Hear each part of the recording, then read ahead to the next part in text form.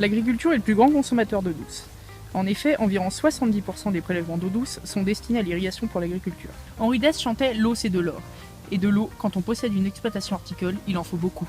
Alors, si on a la possibilité d'irriguer ces cultures avec de l'eau récupérée, on ne va pas s'en priver. Pouvoir utiliser l'eau d'un étang, par exemple, est une véritable chance. C'est à la fois économique et écologique. Que demander de plus? C'est justement de cette manière que le lycée horticole et paysager de Pressin procède. Une pompe immergée permet de pomper l'eau de l'étang jusque dans un bélier hydraulique, où elle est décantée pour être finalement distribuée sur toute l'exploitation.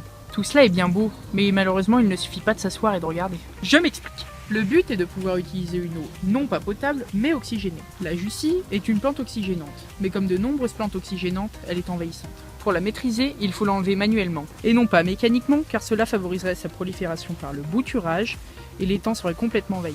Si on ne faisait rien, l'hiver, la plante mourrait et se déposerait sur le fond, ce qui provoquerait une eutrophisation de l'étang. L'idée est qu'elle reparte des berges chaque année pour jouer son rôle l'été et ne pas être un problème l'hiver. Pressin l'a compris, vous l'aurez compris, il existe des solutions pour redonner le sourire à notre planète.